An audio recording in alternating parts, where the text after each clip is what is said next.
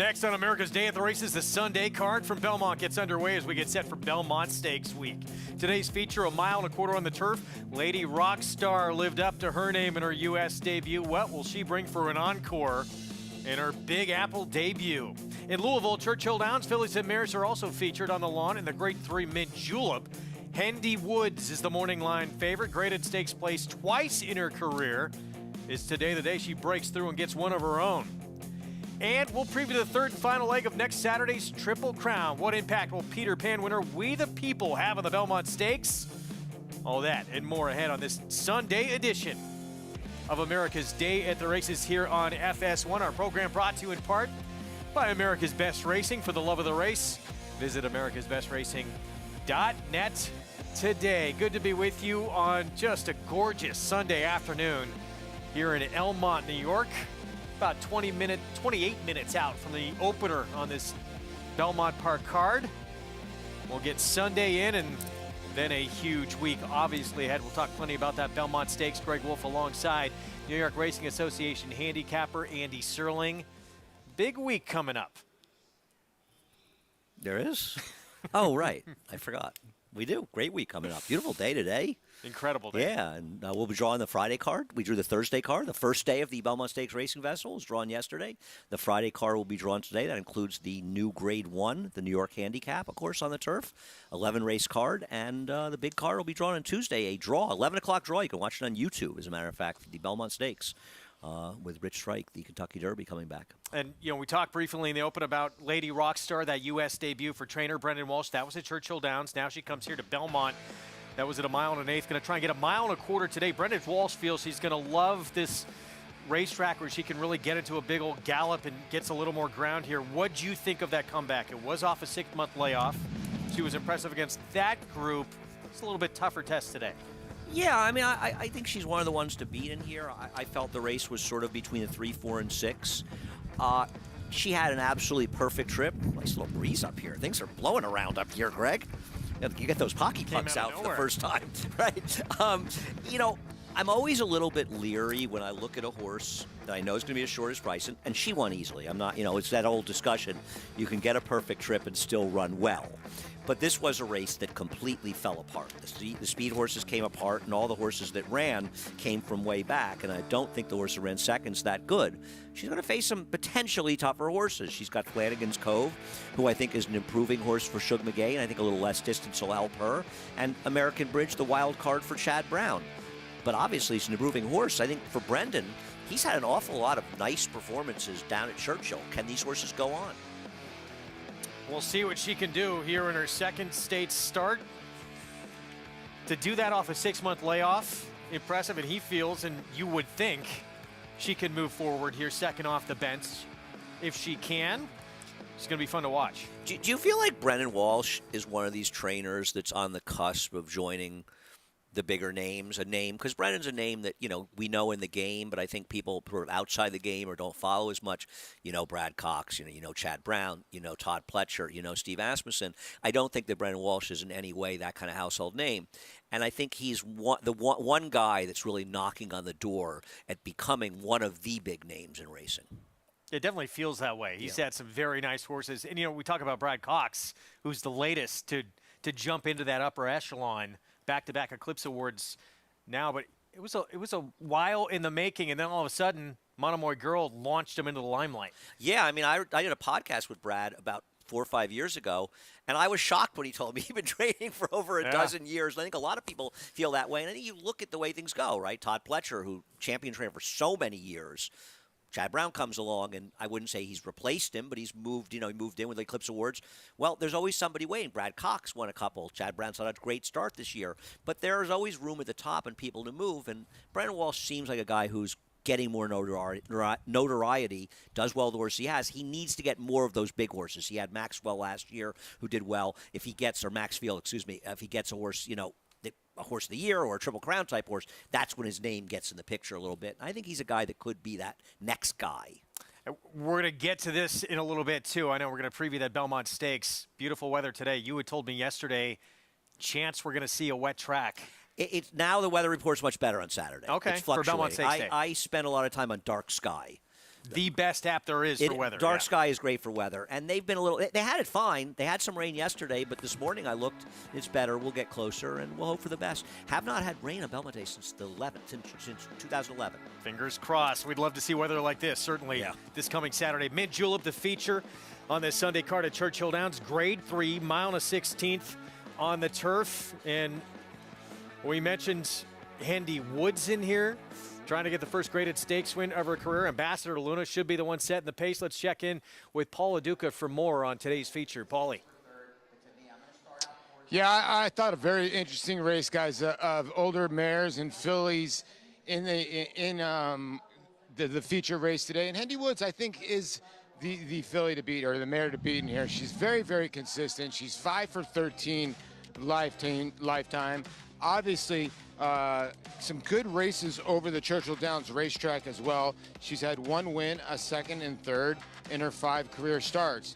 Now, in this Mint Julep, where's the pace going to come from? And I think that's the big question mark. I think a lot of people think it's going to come from Sleeper of Time, the 4 for Tyler Gaffalione, who's been the aggressor. He was the aggressor the last time that a lot of these horses that come out of Market Rumor and Gam's Mission. And that's where I sort of landed in this race, was Gam's Mission, because when you look at the filly by Noble Mission, Cherie DeVoe has been hot as can be, and this is a filly that came back to the fairgrounds, ran a good second. Now she knows she's had a couple unlucky seconds of late, but her last second behind Market Rumor I thought was very good at Keelan, Greg. And then when you look down, she's had 3 starts here at Churchill over this Matt Winn turf course, 2 wins and a second. So I think she is not, she's not the horse to beat. Hendy Woods is the mare to beat, but I think maybe the up-and-coming filly in Gam's Mission might be the one that could upset her, or might be your favorite by post time. For Cherie DeVoe, who we saw in that Turf Triple Series last year for 3-year-old fillies. Well, I like Gam's Mission. I haven't really looked at the race enough, so I'm not trying to give. But the thing I love about her, I think she's a really nice horse. I love to see her win. I like to see her win for Cherie. She wears Forgo silks. I just love seeing that horse out there. I know Big is the same as me. You know, you see her run, you think of Forgo, and I love that. Here's today's action presented by Claiborne Farm. Fast and Firm in New York. Triple play, pick 3. Back on Sunday, of course. Final 3 on the card. And Churchill Downs, that Mint Julep, the features we touched upon. You're going to see both the features from New York and Churchill today over on FS2. So keep that in mind. We're on FS1 until 2 Eastern. We pick things up back on FS2 at 4:30 Eastern start time. Get a $25 free play in the Belmont Stakes next Saturday, plus that $200 deposit match sign-up bonus with this promo code, Belmont25, when you sign up with Naira Bets. Go to nairabets.com or download the app. Play that 3rd and final leg of the Triple Crown next weekend with us. It's going to be fun that entire week. Tremendous action ahead. Todd Pletcher, he'd love to get a 4th win in the Belmont Stakes. He's going to have a couple of chances at it, a filly. And then Mo Donegal, the Wood Memorial winner, will preview his chances when we come back on America's Day at the Races.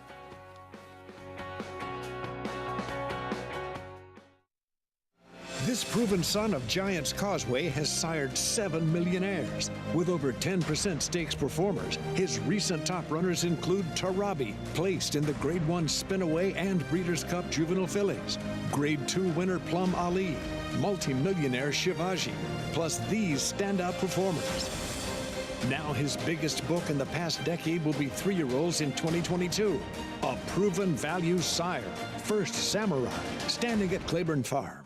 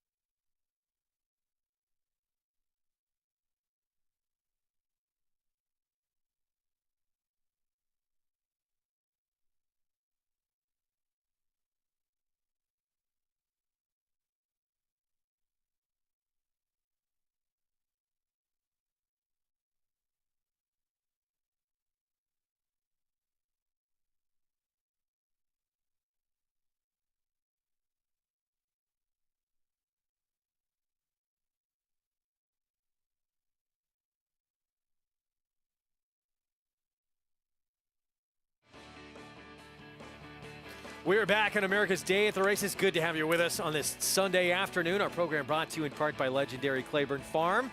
100 years of doing the usual, unusually well. We're getting set to kick off the cart from Churchill Downs under the Twin Spires in Louisville, 4 minutes away from their opener.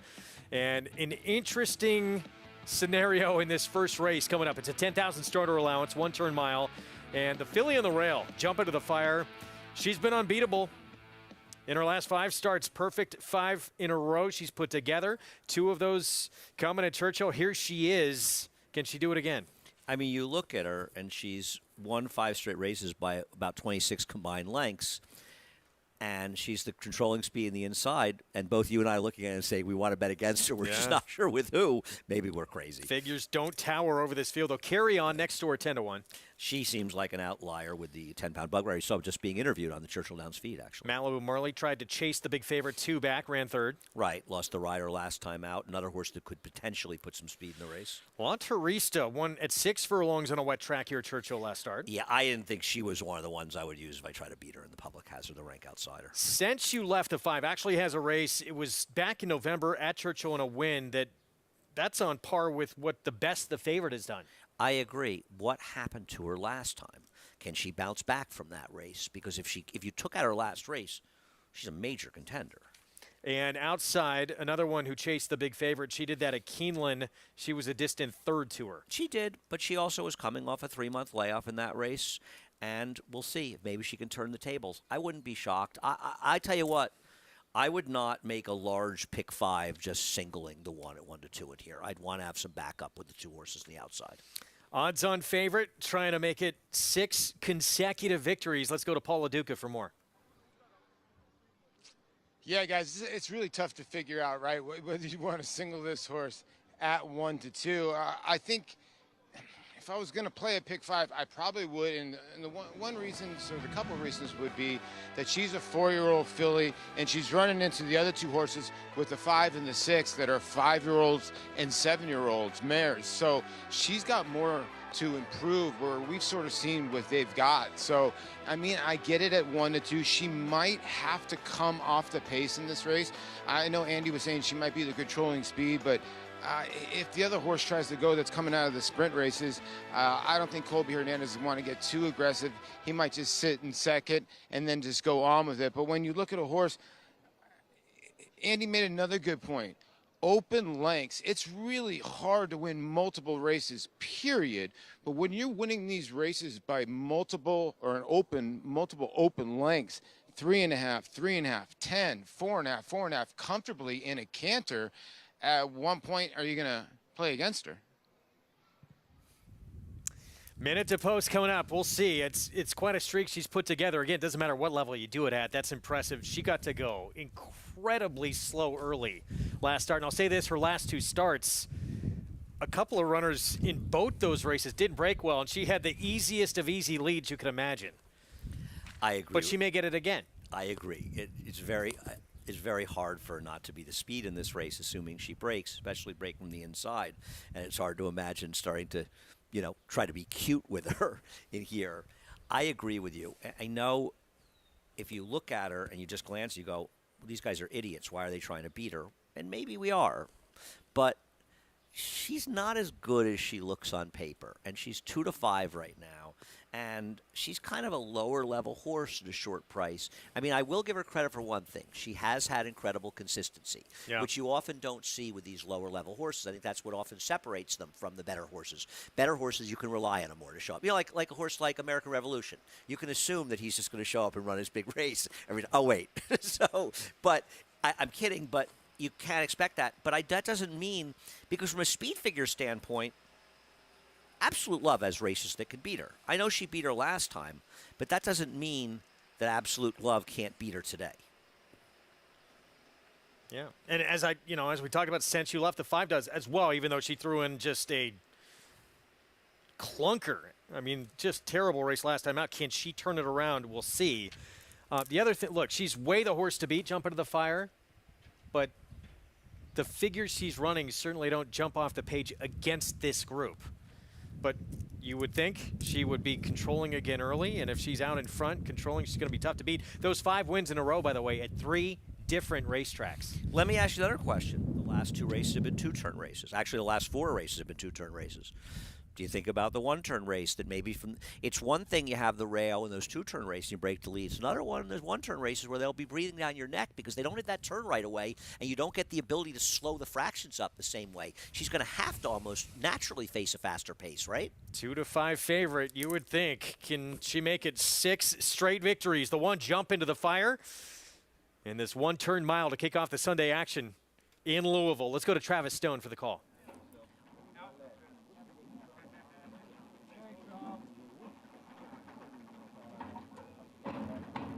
They're in the gate. And they're off. Good beginning for Sense You Left. Jump into the fire. Sent on for speed. And Absolute Love is there toward the outside. So up the chute they go. And now Sense You Left is going to take the lead. So Sense You Left in front. Absolute Love on the outside moves up into second. And Jump into the Fire, who's usually on the lead, is in tight in behind and racing in third. La Tourista comes away fourth. Malibu Marley is fifth. And Carry On is at the back end sixth. So down the back stretch run. Sense You Left showing the way. 5 furlongs remaining the leader. Absolute Love in no hurry to go by from second. Jump into the Fire was eased off the pace and is now easing toward the outside from third. They head toward the fire turn. The opening quarter was 23. The opening half was swift, 45 and 2/5 seconds. They're on the fire turn, and Absolute Love now puts in a bid for the lead and grabs it with 3 furlongs to go. Jump into the Fire comes on to be second now. Sense You Left is tailing off into third. Carry On is fourth. Malibu Marley and La Tourista. They come for the top of the stretch. Absolute Love goes wide off the turn. Jump into the Fire, stuck to the rail for the run to the top of the stretch, but is still second by 2.5. Absolute Love, the leader. And now she wanders back toward the rail. Jump into the Fire, switches back outside. Is going to try and run her down. Absolute Love still there. Jump into the Fire, slowly but surely closing in. So is the wire. Absolute Love digs down deep. Maybe, oh, it's tight. Very tight. Absolute Love might have held on over the 2-5 Jump into the Fire, but it is too close to call. First time during that 5-race win streak, Jump into the Fire was not able to get to the front. Sense You Left and Absolute Love applying that early heat, and then Tyler Gaffalione doing everything in his power to make life miserable for the favorite down the stretch. Yeah, drifting out, coming in, and it does feel as though I believe the inside got it. I don't want to, I'm just a little, I see the mirror. If that mirror is exactly the finish line, inside got it for sure.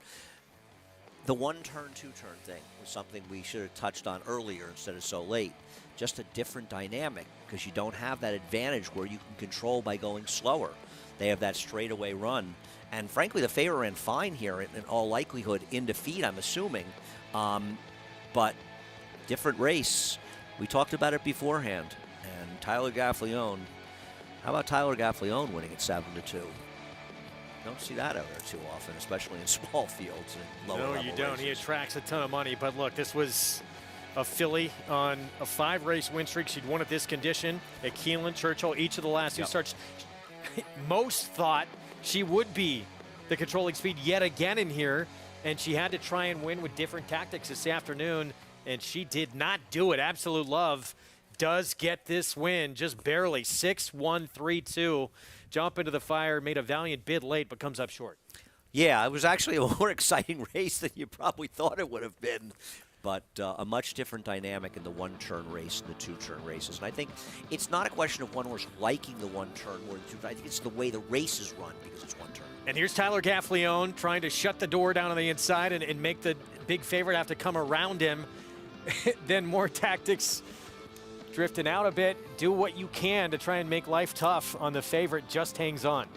Feels like Tyler was pulling out all his bag of tricks to win this lower level race to start out the day. But, if you're a rider, and obviously he's really elevated himself into be one of the top riders in the game. He's dominated there. A win like this, even in a race that may not matter in the grand pantheon of things, has to be kind of exciting. You beat a 2-5. There's a real challenge to do what he did, and he achieved it, and I think that's pretty cool. 7-2 start with a 2-5 favorite beat in the opener at Churchill.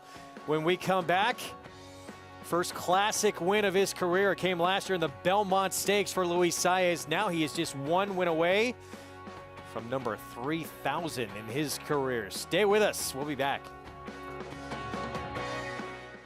Introducing a stallion, as top class as they come. In 22 career starts, he won or placed in 12 graded stakes, competing in 15 grade ones, earning over $1.7 million.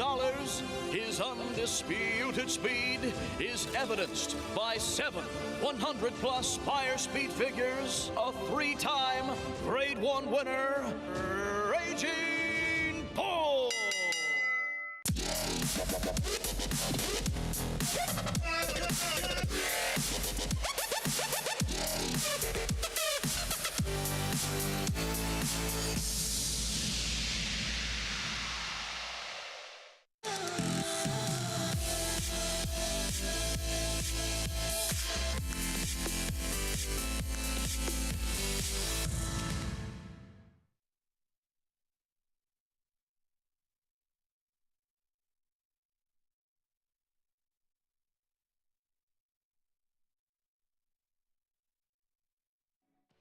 Thank you. Volatile in front by 2. Whitmore is down at the rail. Forense Fire and Mind Control. It's Volatile in front as they pass the 16th hole. Volatile victorious in the Vanderbilt. 1 by 2 lengths. 850,000. Thank you. The Belmont Stakes Racing Festival returns to Belmont Park June 9th through 11th. This year is packed with world-class horse racing and entertainment. Headlined by a live performance by the New York Bee Gees, presented by Mohegan Sun on Friday, June 10th, and world-famous DJ Paulie D on Belmont Stakes Day, Saturday, June 11th. From Secretariat to American Pharoah, the test of the champion is home to the most memorable moments in sports. Are you ready to strike rich this year at the Belmont Stakes? Tickets are now on sale at belmontstakes.com.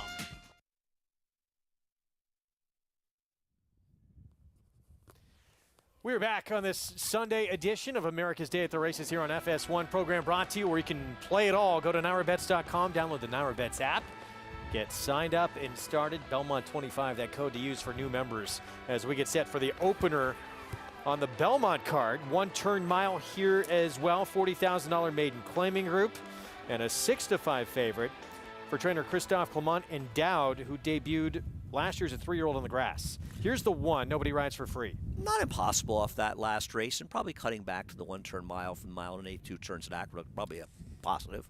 Hall of Famer Todd Pletcher dropped down in class for the Son of Honor code. I get where the name comes from the Dam and Sire, but I'm going to stick with somebody's a Pearl Jam fan. It's one of their albums. Okay, thank you. 17-1, There was some Cougine. relevance to that idiocy. Omar Hernandez Moreno. Cougine would have to improve. One of the few that's not coming out of a maiden special weight, actually one of only 2. And we're going to skip to the 6 here, North Pole. Mike Maker, blinkers on, Dylan Davis rides. Last race was good enough to give him a chance near. I just thought the new faces, the 4 and 2, were more likely.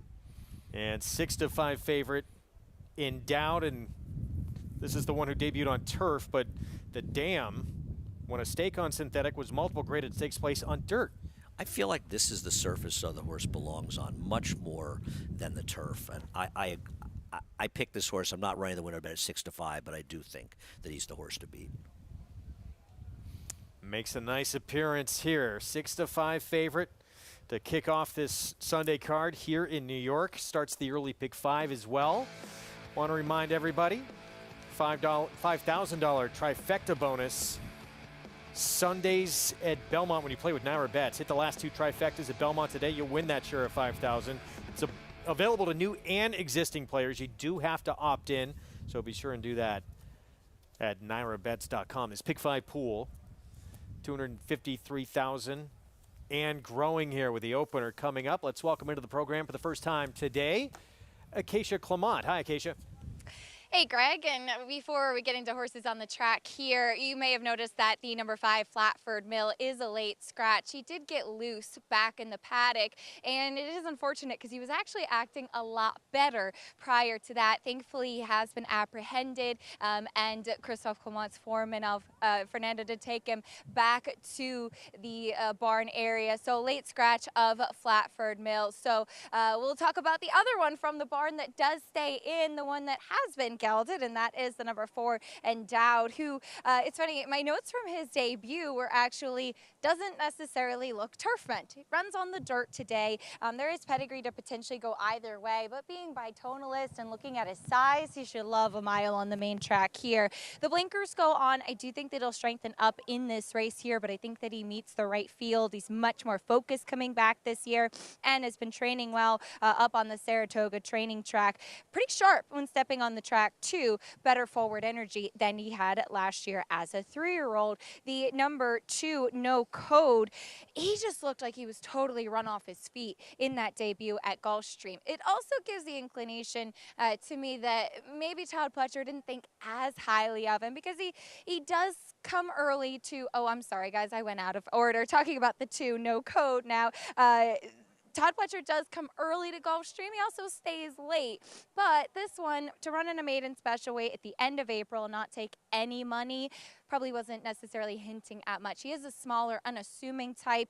Jose Gomez did give him a big warm-up. He looked a little unsettled at the start, but he warmed up pretty well in here. Hopefully he can break a bit sharper, and he is a bit of a grinding type, so we'll see if some more distance does help him. But the number 6, North Pole, another one that gets blinkers on. I'm imagining for some more focus. I wasn't in the paddock or here for his last race, his only race in New York, but he was very, very sharp back in the paddock too. They saddled him behind the stall with the pony alongside. He's been kept pretty much away from the rest of the field by Dylan Davis, and you can see how he's pretty energetic there. A horse that back a long time ago as a yearling sold for quite a lot of money. The dam is the sister to multiple Grade 1 winner Classic Empire, who, as we know, having dumped his rider at the start at a 2-year-old and a horse that was pretty difficult to handle at times. Maybe that quirkiness runs in the family, but Dylan's done a good job of trying to get North Pole to settle, who should appreciate getting back on a fast track, Greg. All right, Acacia, thank you. Over 300,000 in this Pick 5 pool begins here. Todd Pletcher with that class dropper, the 2 pretty productive Saturday for the Hall of Fame trainer, winning the Pennine Ridge, and a horse we expect to see now going forward in the Belmont Derby. Emmanuel, impressive gate to wire in that turf debut. You know, speed is deadly, and obviously he ran well in there, and Todd feels he gets a firmer turf, and you would think with his speed he'd be better. It's kind of bad news, though, for a lot of the locals, and that Charlie Appleby announced that Modern Games, the Breeders' Cup mile winner, could be coming for either or both the Belmont and Saratoga Derbies. So I'm sure that was a video that was met by some trainers with a... Yeah, Charlie Appleby started bringing horses to the U.S. last summer, beginning really at this Belmont meet, right? And just took everybody by storm. Incredible year for Charlie Appleby. Can't blame him for wanting to come. And then Pletcher, of course, just to wrap it up, dynamic one, impressing in that blame onto the Stephen Foster, it would appear. Yeah, no, I agree. Good afternoon for Todd. He's had many and will have many more good afternoons. Nobody rides for free, 5-2 here for Chris Engelhart. Let's bring in Jonathan Kinchin for more on how to play this opener from Belmont. Yeah, I thought the rail was interesting here. This is a horse that has had some experience, who doesn't have a ton of early speed, but does get a rider that can get them out of the gate. And I think in this group, when you're dropping down from Maiden Special Weight Company into this group, I think being forward does kind of help. To me, I've always thought that that's kind of the difference between Maiden Special Weight horses and Maiden Claiming types. Some of the Maiden Claimers have some talent, have shown talent, but it's kind of that heart to stay in the race, to compete a little bit more is what separates those 2 class levels. And so I think when you're forward, it's a lot less horses you got to pass and a lot less fight that's needed. So I went towards the inside. I like the inside draw for a horse like this. I don't typically like that, but I want Luis Saez to hustle away from there from the inside. And I think that drop from Maiden Special Weight to Maiden Claimer might be just what the doctor ordered. JK, I could swear I've seen that same pattern you're wearing on the carpet at Bally's in Vegas. Well, I think we all know that I'm not the biggest fan of Bally's, the carpet at least. So it's a little bit of a concern, Wolfie, that you're comparing my shirt to carpet, but I'll take it as a compliment. I love it. My grandmother's drapes look like that, actually. Now that I think back, it's kind of having a deja vu moment. 7-5 favorite, Endowed. The pedigree's there to run well over the dirt. The dam obviously mentioned graded takes place on the dirt. In fact, in a grade 1 in the Las Virgenes. What do you think of her?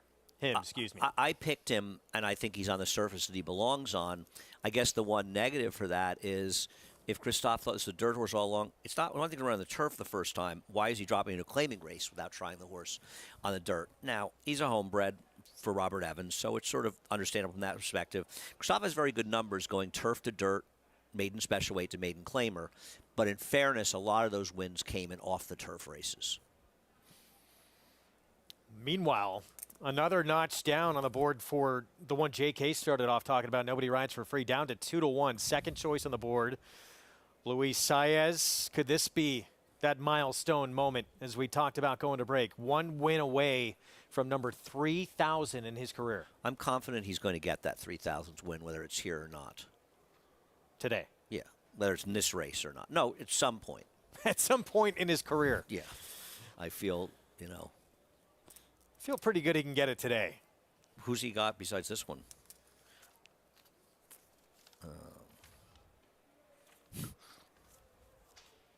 There's the 2 no code moving in line as Andy looks at his best chance to win. He's got a Pletcher first-time starter. He's got a Gargan first-time starter. Funny joke. Yeah, funny joke. Really like. You liked him? I didn't like him. Classic Vinman feels like a long shot. Well, I'm not.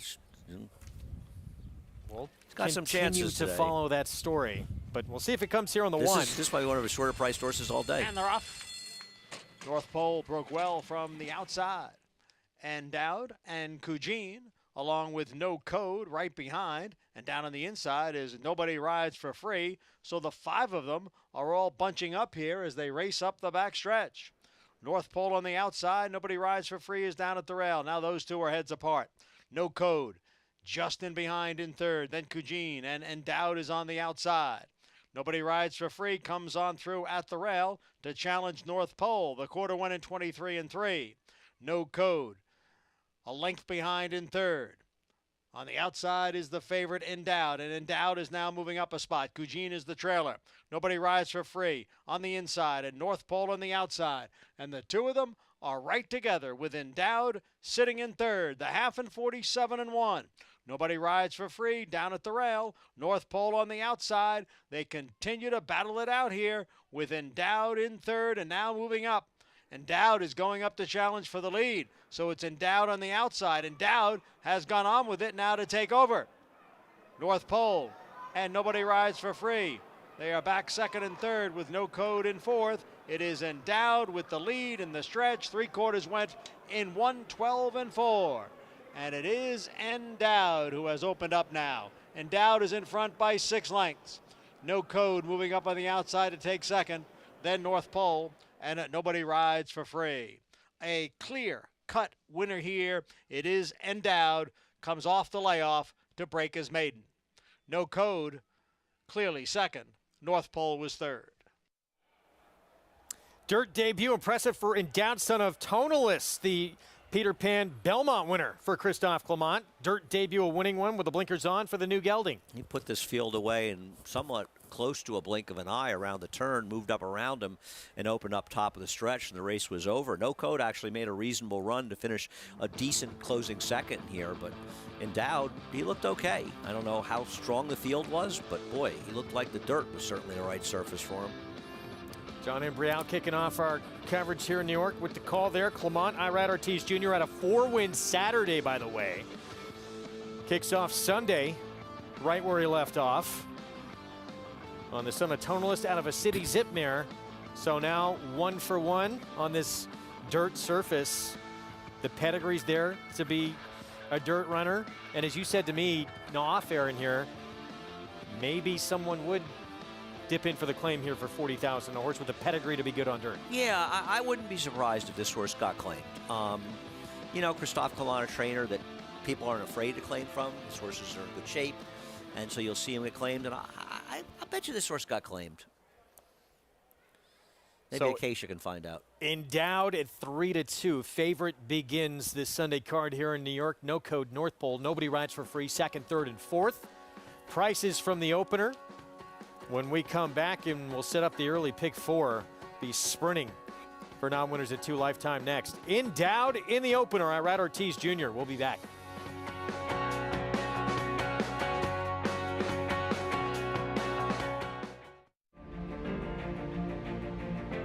Idol perfectly timed. Idol gets up under Joel Rosario to win the big gap. It's known agenda for St. Elias Stable. Race and the race, scintillating performance in the TBG Del Mar debutante. And Clariere will win the cotillion. Down to the wire. Who's going to win it? It's Mala by a neck. Curlin, the classic sire.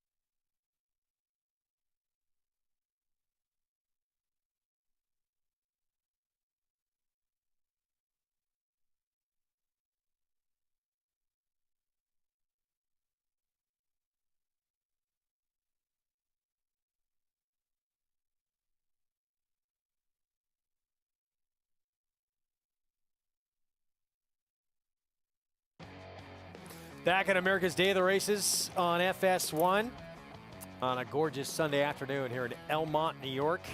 Belmont Stakes coming up on Saturday. Sunday card underway. Endowed shifting to dirt for start number 2 in his 4-year-old debut. And gets the win. Christophe Clement and Irad Ortiz Jr. for Robert Evans. Yeah, I mean, this horse not claimed out of this race, so I imagine Christophe will be looking to find a starter allowance for him, and I can't blame him. Track seems on the slower side, 139 and change, so either this was a dramatically slow field. I'm guessing the track's a little slower as it dries out, but he was just a dominant winner of this race. Easy as could be here. Irad Ortiz Jr. 4 yesterday. Another one here. And Dylan Davis starting to peek behind his shoulder and feel the pressure. Yeah, I think Dylan kind of always knew that Irad was going to be coming, you know? Yes. I think he's not surprised he's coming, but I don't think there's anything that Dylan should be very proud of the job he's been doing the racetrack, whether he ends up winning or losing the meet. No question. We get back to Churchill Downs. Race 2 started their early pick 4. $30,000 claiming race. Non-winners a 2 lifetime sprint at 6 furlongs. And right now the 5 favored Cole Spur, Ron Moquette. We start with Kiss-A-Lot. 1 for 10, Fort Larned 3-year-old. Yeah, I didn't see much to like on a horse who's, 3 and 4 back at Fairgrounds. This horse ran really well. The last 2 races have been a disaster. Here's Oncoming Train. Greg Foley second off the claim. He won the Aristides with Bango yesterday. Yeah, a nice win for him. And the horse was terrible off the claim. It was coming in from Fairgrounds. I mean, this horse and the one make you wonder if you want to bet any horses from Fairgrounds at Churchill. Thunderheart, he the one to catch? Yes, I think he's the speed for Tom Amoss, but boy, he was awful off the claim for Tom in Indiana at 6-5. Gray Wing, John Hancock just claimed, has some speed as well. Yeah, it's the second one I've seen John Hancock claim recently, which is interesting. His horse had form at Laurel in one race good enough, but the other races are abysmal.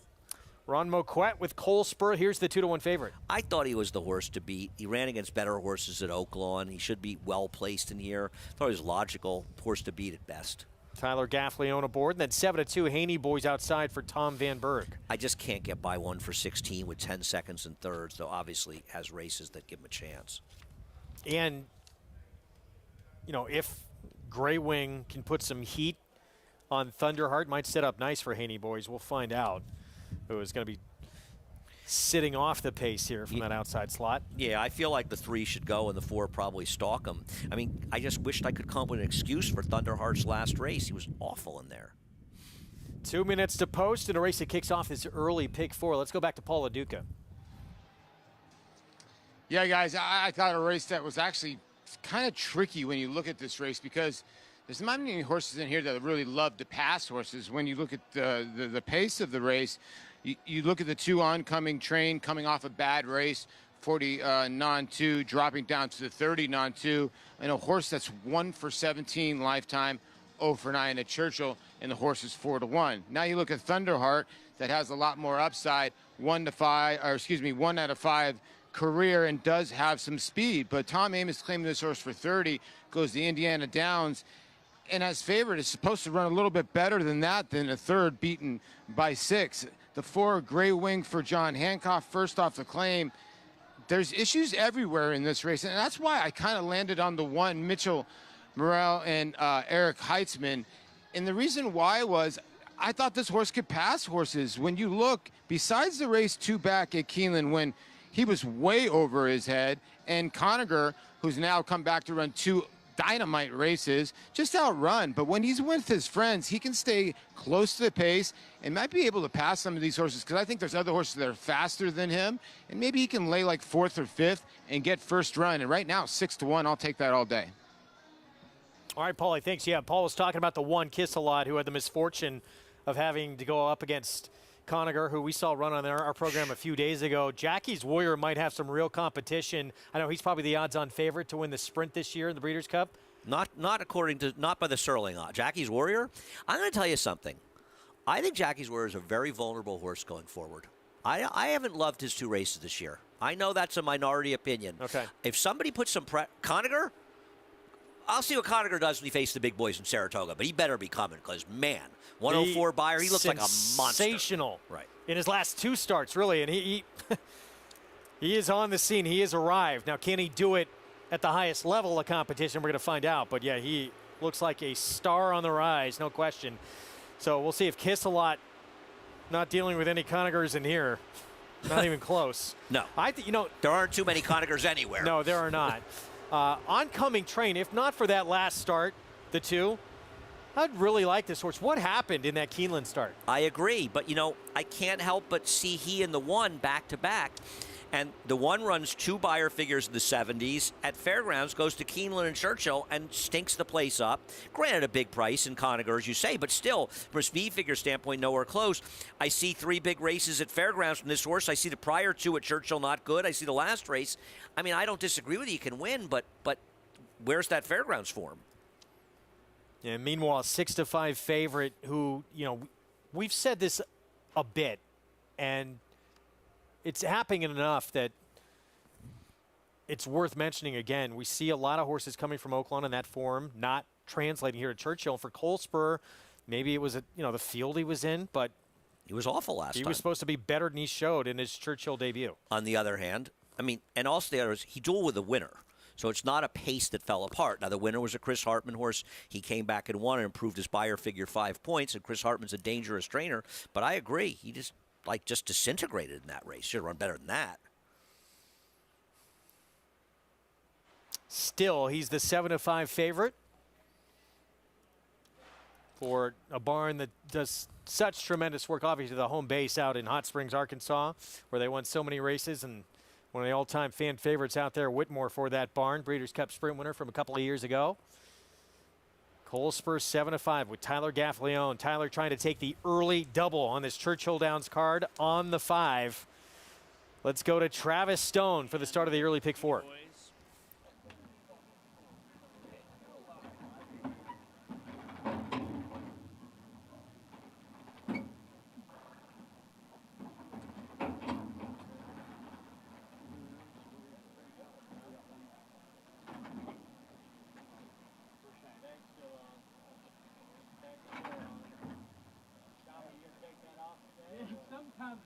Waiting on Haney Boys.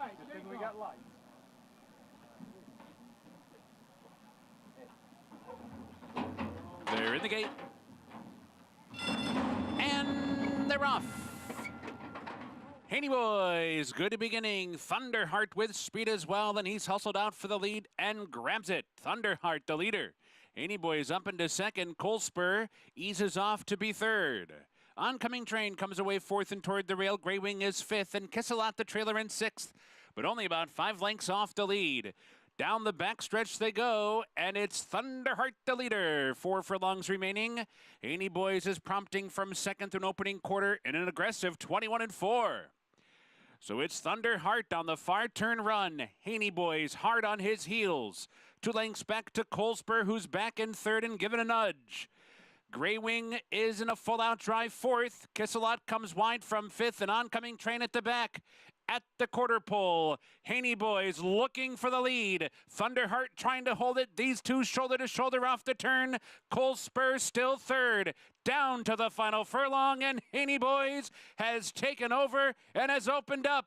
Now it's 4. Colespur up into second. Kisselot closing outside. Everybody chasing Haney Boys, who bounds home. The 4-length winner wrapped up in the end. Colespur second, Kisselot third, and Thunderheart was fourth.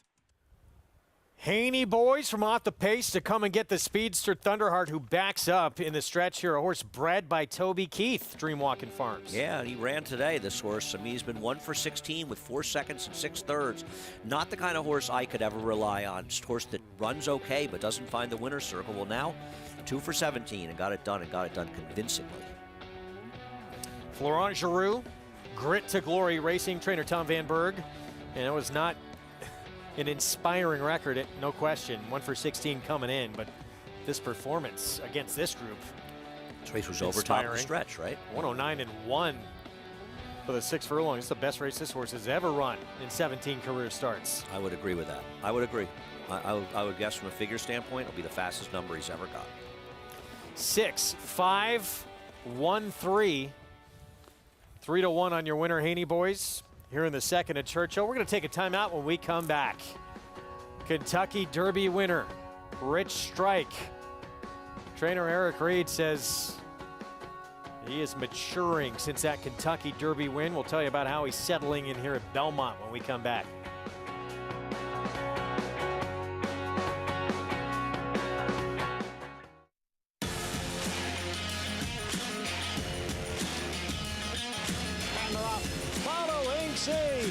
Pouring it on here in the stretch. Impressive to win the Grade 2 Vosburg. Following C. Smile Happy has kicked it into high gear. And Smile Happy with a powerful performance wins by 2.5. The Clutch champion Run Happy, standing at Claiborne Farm. Who you betting on? How about an app created specifically for horse racing? Nairo Bets. We specialize in thundering hooves, fist pumping, and boosting your bankroll with robust weekly promotions. And offer betting tips from actual horse racing experts. Bet all day and night, nationwide. Get the action and thrill of horse racing with Nairo Bets.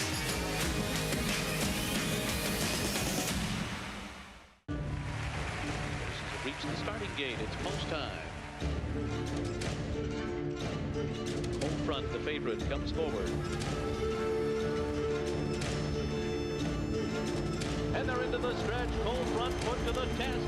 Old Cash on the outside trying to go with it, but Cold Front kicks away.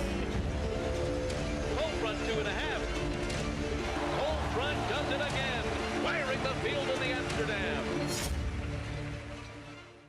Racetrack Television Network brings you every race, from every track, on every screen, every day. With monthly packages starting as low as $5, RTN gives you great value and access to more live HD streaming and race replays than anyone. Visit RTN.tv today to sign up and watch on almost any device, including Roku and Amazon Fire. RTN has packages that start at $5 per month.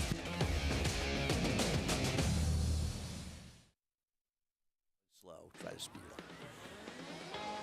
Back at America's Day at the Races on FS1. Well, that was a quick look at the field. It's going to line up for the Belmont I got Stakes. it all. We'll show it to you again. I'm good. Get your tickets now. BelmontStakes.com is where you can find tickets to the Test of the Champion. The Derby winner, Rich Strike, passed on the Preakness. We'll see him back in the Triple Crown. In this third and final leg, can he repeat that magic when he was the second biggest long shot in the history of the Run for the Roses to get that win? I just want to come out and see Flightline make one of his rare appearances. Against Speaker's Corner. And Aloha last year's West. Breeders' Cup Sprint winner, Aloha West, who worked very well the other day at Churchill. The undercard races, you're going to have Latruska against the 3-year-old champion Malathot, who's hooking up with search results for the first time since last year's Kentucky Oaks, as well as Clairiere. It's going to be a tremendous day of racing. So here again, a look at that field of probables for the Belmont Stakes and who Rich Strike is looking to tackle next Saturday. We the People. So much hype about this horse for the first couple of starts of his career, and a lot of people say he lost that Arkansas Derby in the paddock. Yeah. He bounced back in a big way in the Peter Pan.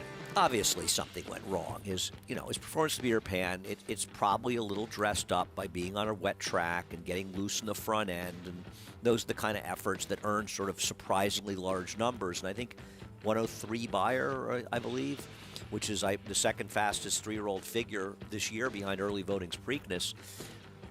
He's not going to have to run that number in all likelihood to win this Belmont Stakes, and he is the controlling speed. Whether or not he's a 1.5 mile horse remains to be seen, but I can understand why some think he might be the favorite, along with Mo Donegal and then I guess Rich Strike. His trainer, Rudolph Brissett, was aboard working him. Wow. In this race, the other speed didn't really break in the race. Still, impressive what he did to bounce back like this, and I know a horse that connections have been very high on. He adds intrigue to the Belmont, no question. He also rushed into that Arkansas Derby. He did. 3 weeks after his second win, and it was like, we want to try to make the Derby. And I get it, but that's why those moves often don't work out, and why a lot of trainers don't want to do them, and a lot of times it's connections also they want to do them. And you look at him and you say, well, every time he's been in a race where you felt he had his best chance to run a good race, he's run very well. Is he a 1.5 mile horse? That's the question for everybody Already. lining up in the Belmont Stakes. He was working yesterday here in New York. With more on that, let's go to Acacia. And I do think that he can handle the 1.5 miles. I think that We the People will stay. And Rudy Brissett was aboard for his workout yesterday morning, as you mentioned, Greg. And Rudy is the one who typically rides this horse and speaks to the horsemanship not only of him and his team, but he does have the benefit of being able to get on these horses regularly. Looking at that work Saturday morning, just around 6 a.m., one thing that I think is important is that it was on a fast track.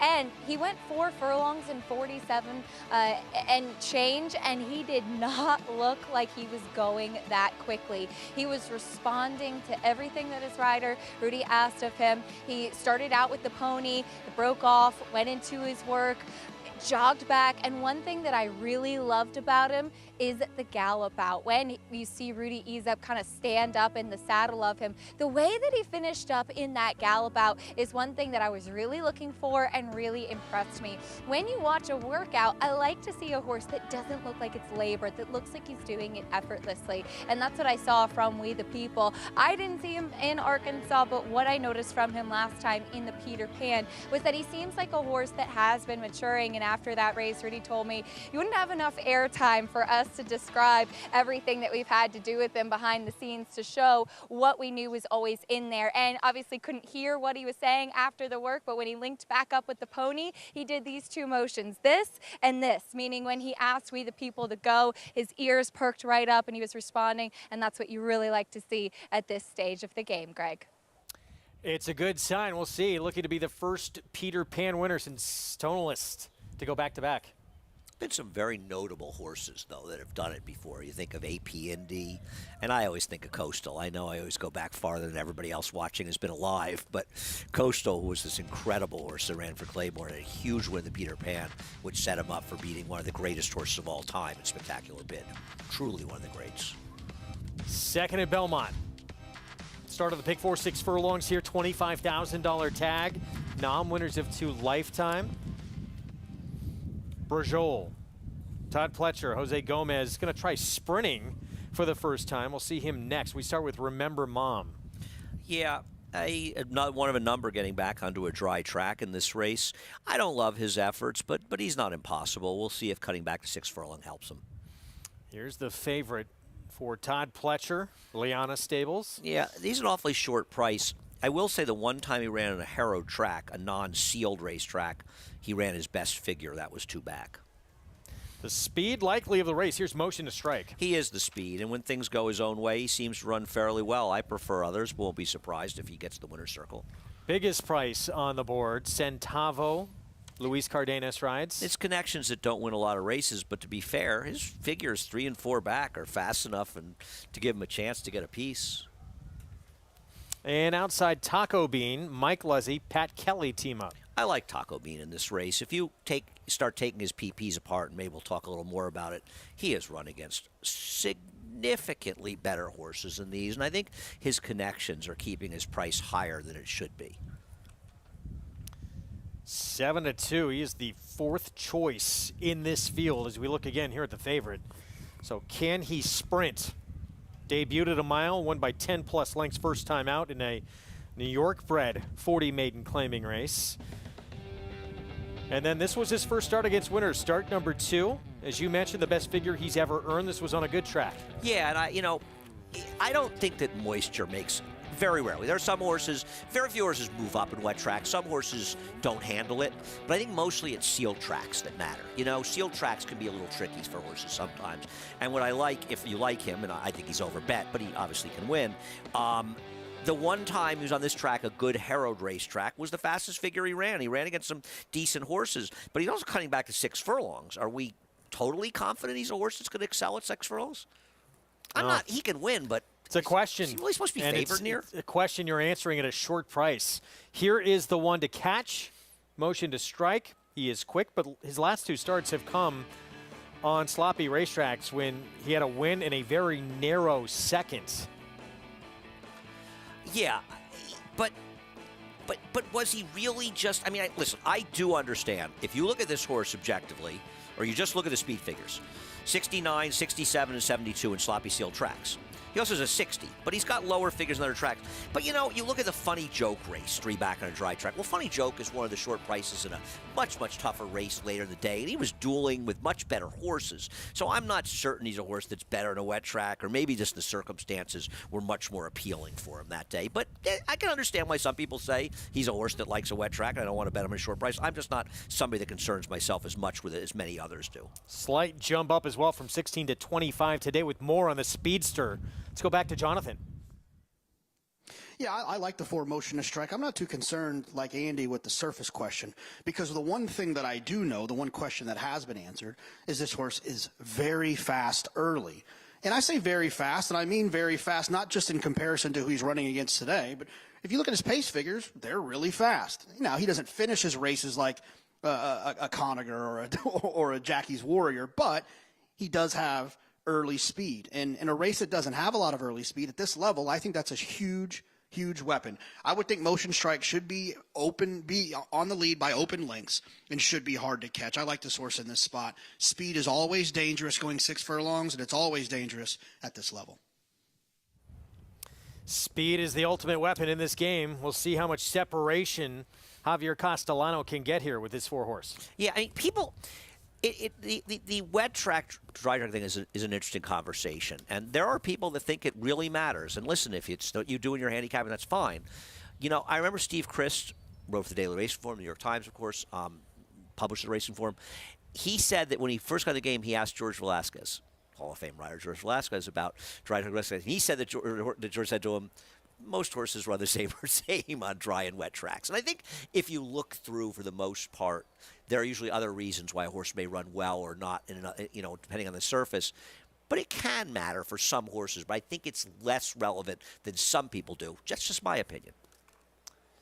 Meanwhile, with more on the horse who opened as the favorite, now the second choice. Let's go back to Acacia. And kind of piggybacking off the wet track conversation for Brajol, when I look at horses physically that have run well on a wet track, I try to look and see if they have the physicality of one that would potentially move up on a wet track, to think, okay, they probably really loved it. They skipped over the surface really well. This guy doesn't. I think that he just kind of shows up no matter what. He is actually a very big, solid type of individual.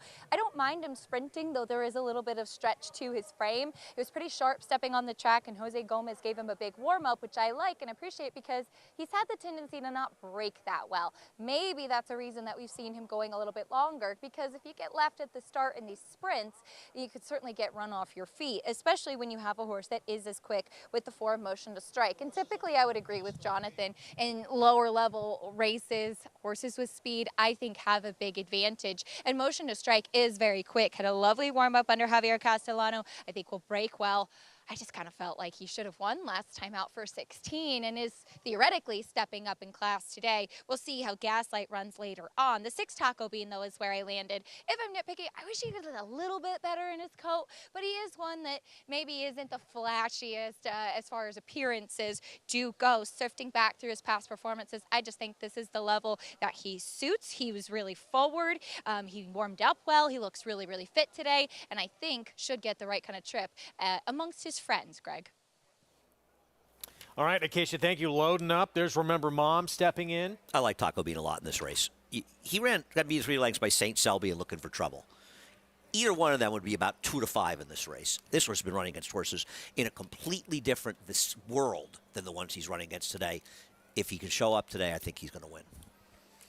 Well, Mike Luzzi tasked with the assignment aboard the 4-year-old Son Alpha, 7-2. 4th choice in a 5-horse field. He'll be the last in from that outside slot. Pick 4 starts here. Let's go upstairs. John Imbrial, the call here from Belmont.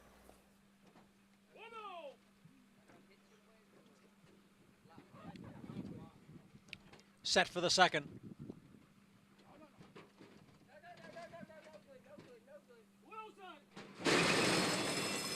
And they're off. Motion to strike. Out for the early lead. Down on the inside is Remember Mom, who's running in second, and Centavo now moves up along with Taco Bean. Brajol is 5th. Motion to strike is 1st, and the lead is 1.25 lengths. Then Taco Bean and Centavo right together 2nd and 3rd. Another 2.5 lengths back to the 2 trailers, Brajol and Remember Mom, who's down at the rail. Opening quarter mile, 1 in 23 and 1/5 seconds. Up front, it is Motion to Strike by a neck. Centavo's in between horses. Taco Bean is on the outside, gap of 3. Back to Remember Mom and Brajol. Motion to Strike, challenged here by long shot Centavo. And on the outside, Taco Bean. Brajol is in 4th, and Remember Mom, half mile 46 and 2. It is Motion to Strike, closest to the rail. Centavo in the red blinkers on the outside. Then Taco Bean. Brajol looking to come on through, but now there's just a 16th to the finish, and Motion to Strike is still there, and it's going to be Motion to Strike in a front-running victory. Brajol got up for 2nd, close for 3rd, Taco Bean or Centavo. Motion to Strike, gate to wire win, 4-2, maybe the 6th Taco Bean for 3rd. Yeah, it looks like it was 4-2-6, and horses that saved ground ran 1-2 in this race for whatever it's worth, and Motion to Strike was able to get away with a very soft pace, not particularly surprising, and it made him tough to catch in the front end. That's why it was 7-5, 23-35. You're not going to close and catch him, but the track's a little slow today. 1 for 9 coming in. He's now won 2 of his last 3 starts, and proving today he can win over the fast going after that win came in the slop at Aqueduct. Centavo battled him for a bit, then he checked out of it, and on came Brajol, but too late. Convincing victory for the 7-5 favorite. And it was 4-2-6 in here. 4-2-6-5 unofficially. And a formful beginning 2 races in on this Sunday card. 2 favorites getting it done. Favorites getting it done, and track obviously on the slower side, and 112 and a 5th, and after the 139. But Motion to Strike getting it done for Javier Castellano. I think quietly fighting very well, and Pat Reynolds gets the job, gets the win as well. We're going to take a time out. We'll have these prices for you. Motion to Strike's victory when we come back, and then we'll be on the turf here in New York. 6 furlong sprint on the inner when we return.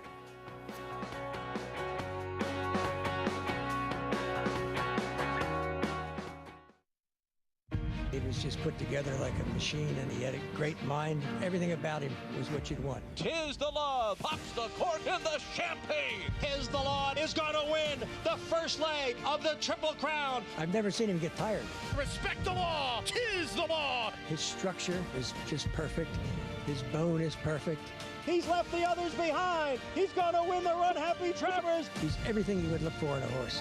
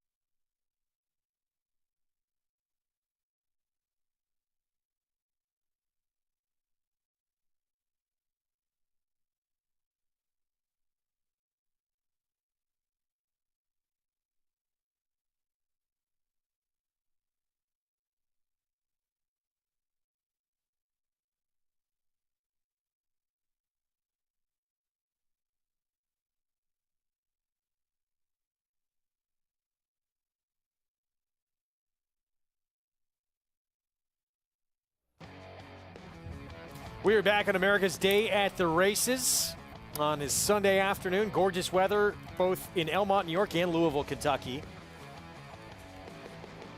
And we got the third from Churchill up next, going to be on the lawn sprinting 5.5 furlongs in this $134,000 allowance race coming up. And you had said to me off air, have you seen Sky and Sand in the third at Churchill? What about that last race stands out?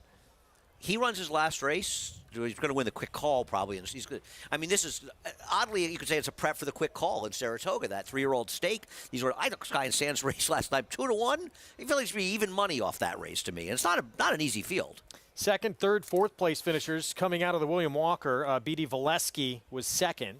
But I'd prefer to take the horses at speed. I thought B.D. Valesky, who did improve a lot, kind of pick up the pieces. Here's the 3, Run Curtis Run, who was third in there, gets Lasix. I think he benefits from drawing outside again from Candy Landing. The two of them hit the wire together. They're both speed types. Yeah, Candy Landing, the 2 was forward in that stake. Nobles, 5-2. Larry Ravelli has put together 3 in a row on synthetic. And he presents problems for both the 2 and 3 because he's very fast. I don't like him on the turf, but he's quick. 4-1. American Starlet, Wesley Ward, Tyler Gaffleone. You hate to dismiss Wesley and Tyler, but I just thought this horse was running against inferior horses. This is a tough spot. This is a filly against the boys, too. And, yeah, no one has the kind of number Sky and Sand put forth last time. And that was a turf debut. Move forward off this. Look out. Runs that race, he's going to win this race. I mean, it's a completely different horse in the turf, and he doesn't need the lead to win. I'll be honest with you, if this horse stays at 2-1, I'm betting him. I really think he's supposed to be 6-5. They don't have to come back, and if he doesn't come back and run that race, he's not going to win, but he runs that last race. I'm curious what Paul thinks. I think he's a cinch. Let's go to Paul now for more. Well, I hate to say the word cinch, but I'm right on board with you. I think the 7-horse here has got a big shot, Sky and Soul. The way that he was able to just sort of settle a tiny bit, he did not break that great, but he broke okay and settled in 5th, sort of rushed up with Tyler Gaffleone. Now, Tyler is not aboard. Brian Hernandez is aboard today. Tyler obviously rides for Wesley Ward an awful lot, but Brian Hernandez is 15%. But when a horse gets on the turf for the first time and their form just turns the way around the way it turned around this colt, it makes you look and think. But then you go back. This horse has run a good race over in Oaklawn Park, muddy racetrack. Ran a good race first time out. So he has shown talent before, Sky and Sand. And 9-5, I'm in agreement. I'm going right now to bet a little bit more. I just think the one that scares me is the 5 Nobles. I think Andy hit the nail on the head because he could be just so quick, we do not know. Now, the horse is not sprinted on the turf, but his sprint races are fast, fast, fast. He got Lasix for the first time in his last start, and he ran his career top, and he likes to win races. I had this race 5-7, and the 6, to me, guys, is a awful overlay. 9-2, I'd give you 8-1 on the 6. But it's Tyler Gaffleone, it's Wesley Ward youngster, 3-year-old filly, not 2-year-old, but still going to attract money. And, maybe getting overbet right now because of it. 9-5 favorite, though, is Sky and Sand. 91 buyer in that turf debut. And to win by 3 1/4, going 5.5 on the turf. Yeah, You don't see that kind of separation a lot. I didn't say he was a cinch. I said if he runs his last race, he's a cinch. I think he's very tough. I agree. And I also thought Paul made a very, very good point.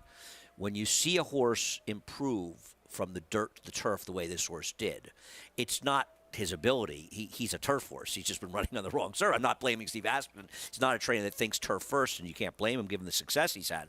But clearly, this is just a completely different horse in the turf than he was in the dirt. But this isn't a bad field. I mean, he's running against some reasonably good horses here. Including, as we mentioned, runners that are stakes placed on this turf course. This horse right here, B.D. Valesky, was second in that William Walker. Run Curtis Run was third. His second. How about he was second to Slipstream 3 races back? Yeah. Slipstream's going over to Ascot, where he's got more than a puncher's chance. I mean, I don't know who he's running against, but going over for Christophe Clement. Let's get Jonathan's take here on this third. Yeah, look, I think the 7 Sky and Sand should have some pace to close into. I like the draw. This horse is tactical, but doesn't have to make the lead. And the price of 7-5, I don't think is crazy. When I looked for an alternative, I thought the 5 was a little bit interesting, who ran extremely fast last time on the synthetic surface up at Woodbine. But is that going to translate? I think it's a little bit lazy to assume that if a horse loves synthetic, they're going to love turf, and then vice versa as well. Now, I do think there is some correlation between the two surfaces. However, the price would need to be a little bit higher than 3-1 for me to take the 5 in comparison to the 7 Sky and Sand. In turf sprints, I don't get too anxious. I don't get too excited looking for meltdowns because they don't typically happen. Whoever can make the front, get position, or be close to the front can often win, and it just feels like that's going to be the 7 Sky and Sand. I looked some stats up on Larry Ravelli. He's got very, very mediocre stats going synthetic to turf, especially with sprinters and even off wins. The numbers, and that doesn't mean this horse can't win, but the numbers don't say this is a move that has worked well for him in the past.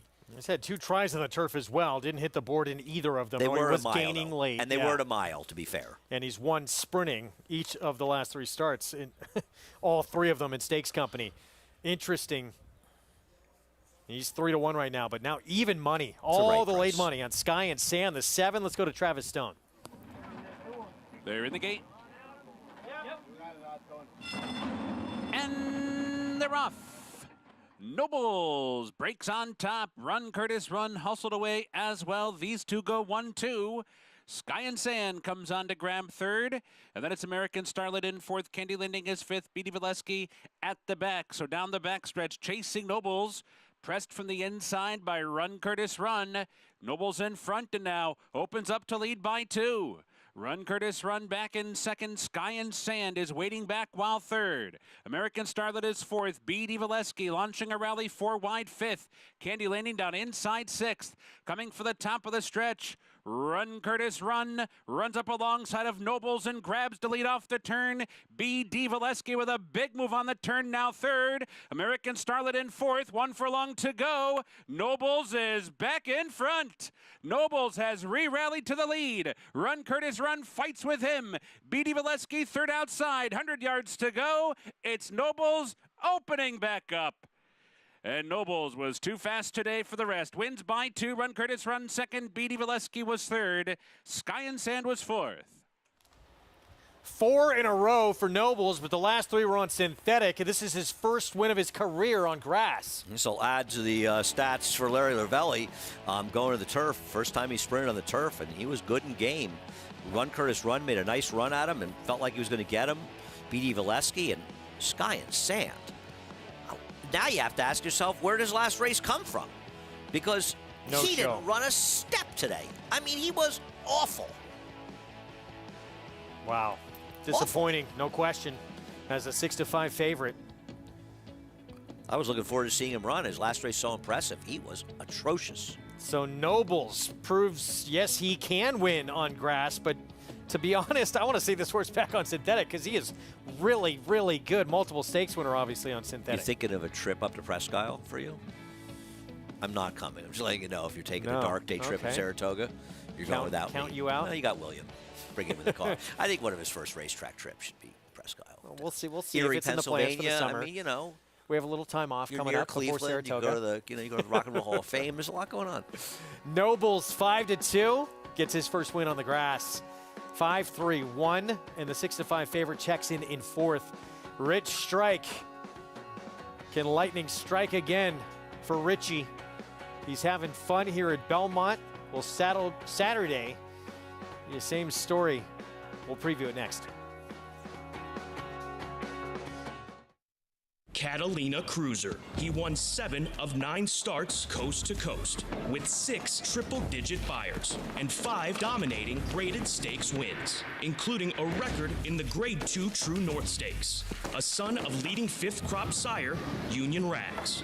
A $370,000 yearling with an imposing physical, and one of the best of his generation. There's only one Catalina Cruiser, now standing at Lane's End.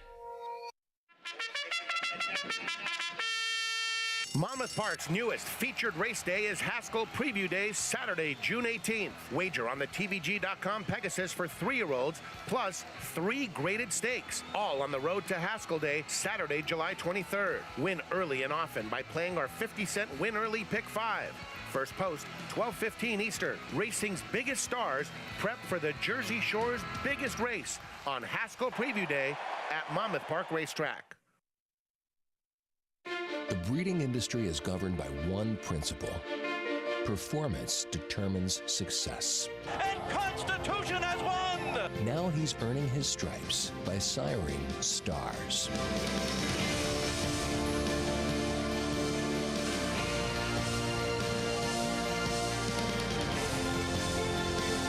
Constitution, a natural-born leader.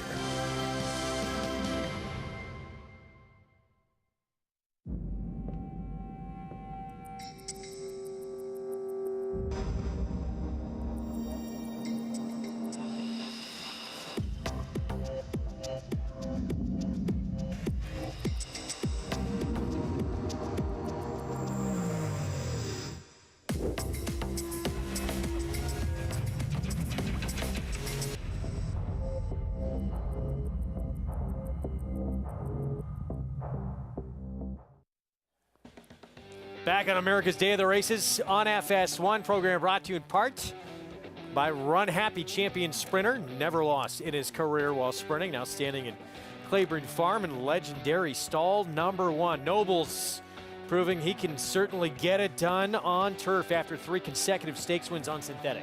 And I want to say Corrales had like one mount yesterday, and he rode that 40-1 shot that won the stake at the end. Who Paul LaDuca liked. Paulie, horses like that make up for a lot of losers at 40-1. We haven't discussed that with Paulie. I want to know if he got all the cash yesterday with that horse. Amazing pick. But this horse ran well. Really just kept on going. Tough to gain ground. Obviously, Sky and Sand, a big disappointment. He was just a complete no-show. Yeah, checking in fourth, they're way back. Noble, $7.40 for the Win Noble Mission. Out of an Empire Maker mare, Pearly Blue, Larry Ravelli, and Patricia's Hope. Your winning connections there with Gerardo Corrales aboard for the win. Belmont Stakes, of course, we are getting through this card, and then it's Belmont Stakes week. We are there. You're going to be there at the draw, of course. Rich Strike back after passing on the Preakness. And this is the field that is likely going to line up against him, including a filly for Todd Pletcher. Nest, he's got Mo Donegal as well. Rich Strike, is he a horse who's just getting really good right now? Was that circumstances and that meltdown with that incredible pace? What do you think? I personally think he's a massive bet against the Belmont Stakes, but I think those are all very valid questions. And I think that's what makes him so intriguing. I mean, obviously, as the Derby winner, he's going to get attention the rest of his career. They're never going to take away. Whenever he shows up, wherever it is, they're going to say, there's the Kentucky Derby winner. And that's what people remember, and that's an important thing to remember. And he was terrific in there, good setup or not, and he ran better than Mo Donegal. He got a better trip, but he ran better. Is he a one-hit wonder? Was it just the race setup? Is he going to be effective going 1.5 miles the same way he was at a slightly shorter distance? Is he a horse that just wanted more distance? These are all questions we'll get better answers to after next Saturday, and I think it is the biggest question of this Belmont Stakes. Fascinating horse who was in a $30,000 maiden claiming race, claimed out of that, and going on to become, of course, the second biggest upsetter in the Run for the Roses history. With us now on the program, Maggie Wolfendale with more on our Derby winner. Maggie.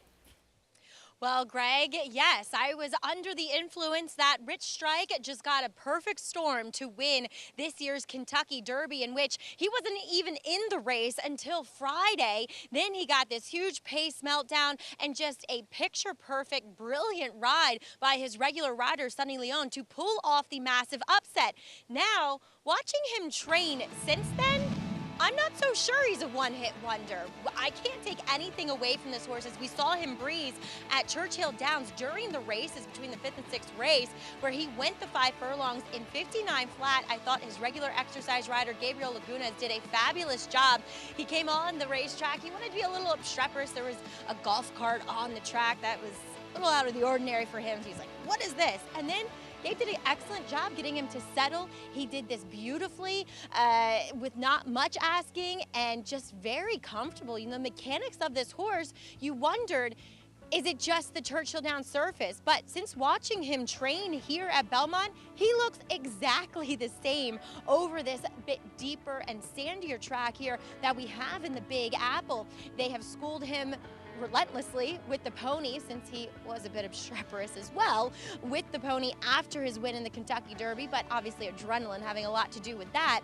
But he's settled in nicely here at Belmont Park. He looks exactly the same, Greg, as what he did heading into the Derby at Churchill as he does here. We saw him have another 2-mile gallop here at Belmont over this fast track once again, and you can tell his whole team, they love him. He is the horse that has brought them all together. His groom there, Jerry Dixon Jr., giving him lots of love. I love that picture and video of him snuggling him once he got in after that long van ride, but he certainly hasn't missed a beat, and he has been energetic here at Belmont ever since. And Eric Reed citing that no more works for him. We'll just see him have a possible open gallop here over the main track.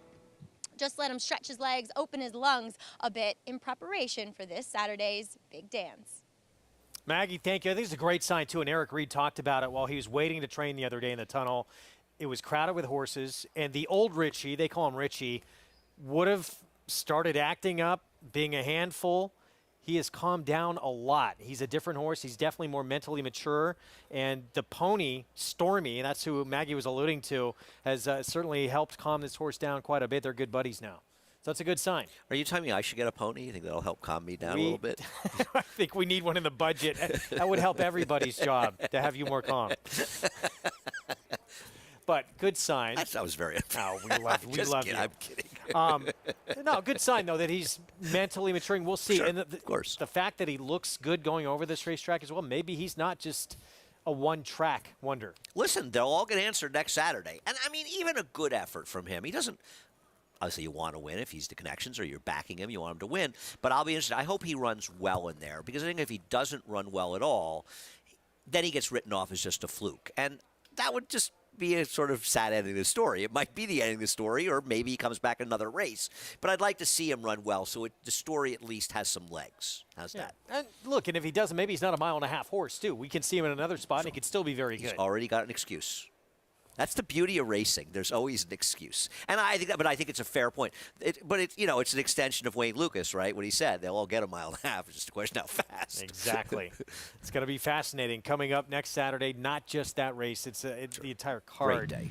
Tremendous as well. Todd Pletcher, as we talked about earlier, trying to win a 4th Belmont Stakes. 15 years ago, he won it with a filly. He's going to try and win it with a filly again. Nest, runner-up of the Kentucky Oaks. He's got Mo Donegal, Wood winner. Here's his thoughts on his filly. This was more of a maintenance breeze, 7 days out. Just wanted to make sure she was in good form and traveling well, and continues to do everything that we've asked her to do since the Oaks. So I was pleased with what we saw. We'll see how she is in the morning and get together with everyone. But I would say, all things being equal, she's given us every indication that she's ready to give it a try. I think it's all about the distance for her. And back in January when we nominated her to the Triple Crown, this was the race that we had in mind. It wasn't so much the Derby or the Preakness, but we wanted to make sure we had her eligible for the Belmont. Strongly bred for the distance. She's always been a good galloping filly that doesn't pull hard. It has a lot of the characteristics of horses that tend to do well at longer distances. We've had good luck coming back out of the Derby, coming here to Belmont, training, on the main track a lot with their gallops. We've just tried to follow a recipe that's worked for us in the past, and it's all about the horse, really. That if they want to stay that far, and to me, he has given us the indication the way he finished in the Derby and the way he's finished at a 1 1/8 in the Remsen and the Wood Memorial, that he's capable of taking it out to the 1.5 miles. The one thing that I've really liked in the 4 weeks since he ran in the Derby is the energy level's been really good. He's going to the racetrack with some bounce in his step, and coming off the track, with bounce in his step, and showing that he's feeling good, and that he recovered well from the Derby. The filly Rags to Riches, Jonathan, Palace Malice, Tappert, and now 2 horses that seem like the more ground the better. What do you think of Todd Pletcher's chances in the Belmont Stakes? Well, I always like Todd's chances in the Belmont. He seems to really understand the race. And some trainers don't quite understand what wins a Belmont Stakes. If you look back at Todd's 3 wins, obviously were impressive, but there's some other performances that weren't wins I thought were impressive. Commissioner was 28-1, never showed a lot of early speed, found the lead in the Belmont Stakes. Dunkirk, back in 2009, a very talented horse, he was a deep closer, found the lead in the Belmont Stakes. My biggest concern is Mo Donegal's style. I don't like closers in the Belmont unless they're trained by Todd Pletcher. Like I said, I think Todd is going to find a way to get Mo Donegal more involved in that race. This idea that closers that have run well in the Kentucky Derby are going to appreciate the added distance is one of the biggest myths in racing. You want to be forwardly placed in the Belmont Stakes. You do not want to be coming from way out of it. And if the horse Mo Donegal was trained by anyone else, I'd be nervous about his style. But I trust in Todd when it comes to the Belmont Stakes that Mo Donegal will be put into the race. He's got great races. I liked him going into the Derby. I just didn't like his draw. He had a poor trip down on the inside. He came extremely wide. Although he got a setup, I don't want to give him too much credit for his late run, but I do think he's a talented horse, and I like the fact that he's trained by Todd Pletcher. He's the horse that I'm thinking, depending on the draw, that I'm going to be building lots of things around next Saturday. It's going to be a tremendous day of racing. Again, you can still be part of the action. Get your tickets at BelmontStakes.com. One of the best days the entire year at any racetrack in the country, Belmont Stakes Day. Right, it's a mid-year's Breeders' Cup, and it's a day it's not going to be cold. I mean, I don't know what else to say. Let's go through this, okay? 8 Grade 1s. Right, you got Flightline, the most talked about horse in racing outside Triple Crown running. You got the Manhattan, historically a great race. The Acorn, we got Echo Zulu, who's coming in there, last year's champions. We got champions galore. The Phipps, we already mentioned the matchup. Just a Game with those killers from Chad Brown. Jack Christopher and the Woody Stevens. The Jaipur, a Grade 1 sprint's going to be a war. It's going to be an amazing day of racing. Come on out and join us. We got to say goodbye to those watching on FS1. We are back with the feature from both racetracks, at Churchill and at Belmont, starting at 4:30 Eastern Time over on FS2. So we will see you then. Check your local listings. Hope you enjoyed our early coverage here on this Sunday afternoon from Elmont and Louisville.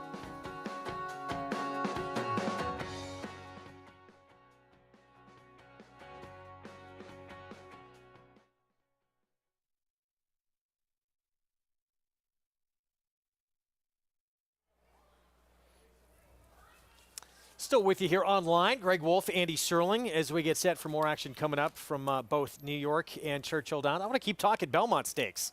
You're a big YouTube star. You know, you don't realize that, how big you are on YouTube. I did not know I like that when you read that. Like, he's a YouTube star, you know. You are. It's clear. I'll take it. I'll That's take your whatever resume. I can Put get that at this right point. on your resume. Right. Join the club. Third next at Belmont. We're going to be sprinting on the lawn coming up. It's on the inner turf. The rail is out. Of course, we have a big week next week, so it's out 35 feet.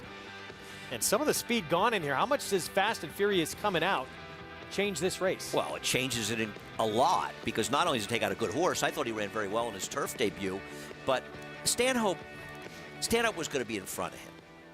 But Stanhope is going to have to deal with him, whether it was 5/16 of a mile in the race at some point. He's going to have to deal with him, and now Stanhope doesn't have to worry about him. The problem that Stanhope has to worry about is he has to worry about Stanhope because he just always gets caught. But subsidized, Ring of Fire, the horse